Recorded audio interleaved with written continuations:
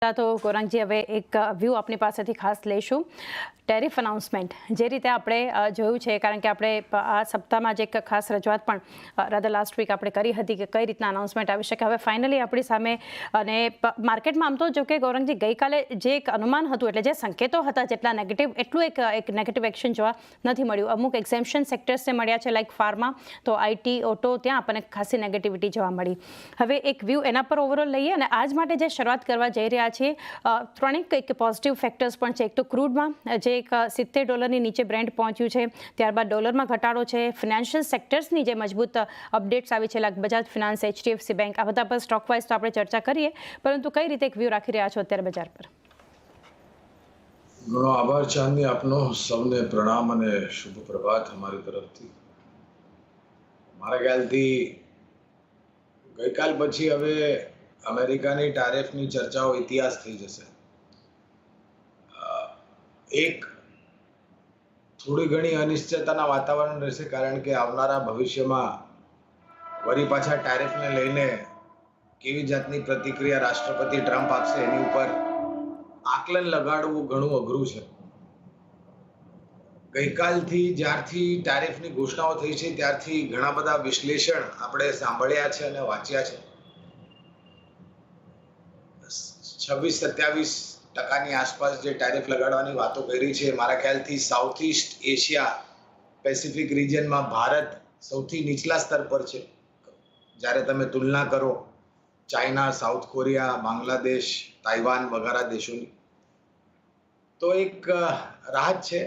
અને ગઈકાલ પહેલા જ્યારે આપણે ચર્ચા કરતા હતા ત્યારે મેં ઔપચારિક સ્તર પર એક ટિપ્પણી બી કરેલી કે ઘોષણા જ્યારે અને એક તો મારા ખ્યાલથી આપણે સોમવાર મંગળવારે વધારે પડતી જે પ્રતિક્રિયા આપવાની હતી આપી દીધેલી.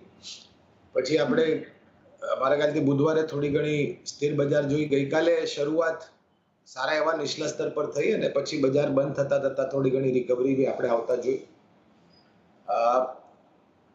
જે બી ક્ષેત્ર પર ટેરિફ લાગુ થઈ છે કદાચ ટૂંકાથી મધ્યમ ગાળા માટે એની ઉપર થોડું ઘણું દબાણ રહેશે. મારા ખ્યાલથી થોડો સમય લાગશે આ બધા ક્ષેત્રને જેની ઉપર ફટકાર પડી છે ટેરિફની એનામાં સ્થિરતા આવતા ચાંદની. પણ હું આજે બી એ જ કહીશ કારણ કે હવે ટેરિફની ચર્ચાઓ આપણી સમક્ષ આવી ગઈ છે, સ્પષ્ટીકરણ આવી ગયું છે કે જે ક્ષેત્ર પર ટેરિફ લાગ્યા છે જો તમે ટૂંકા મધ્યમ ગાળાની વિચારધારા રાખતા હો તો હું સક્ષમ છું નહીં ટિપ્પણી કરવા માટે.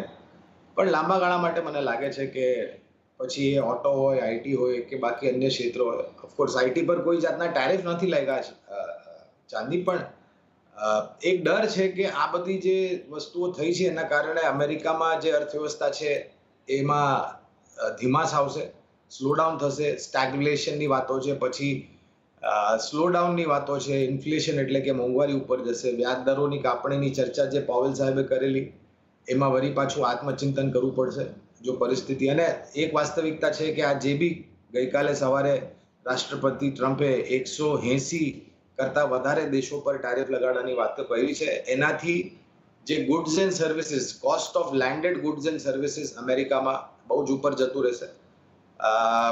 ક્યાંક ને ક્યાંક મને લાગે છે કે એક અવસર છે ભારત પાસે વહેલી તારીખે આ બધી પરિસ્થિતિમાંથી ઉપર ઉભરવા માટે. અને જો તમારી લાંબા ગાળાની વિચારધારા હોય તો જે બી પ્રતિક્રિયા આપણે ગઈકાલે જોઈ, આજે જોઈશું ને કદાચ આવનારા નજદીકના ભવિષ્યમાં જોઈશું જે ક્ષેત્ર પર ટેરિફ લાગી છે, ખાસ કરીને જે ઓટો અને આઈટી ક્ષેત્રની વાતો પર આપણે ચર્ચા કરી છે, તો લાંબા ગાળા માટે રોકાણની ભલામણ છે. કાચું તેલ નીચે આવ્યું છે એનું મુખ્ય કારણ એ છે કે ગ્લોબલ અર્થવ્યવસ્થામાં એટલે કે વૈશ્વિક વિકાસ દરમાં કદાચ થોડી ઘણી ધીમાસ આવશે. એના કારણે જે કાચા તેલની ખપત છે એની પર બી અસર પડશે.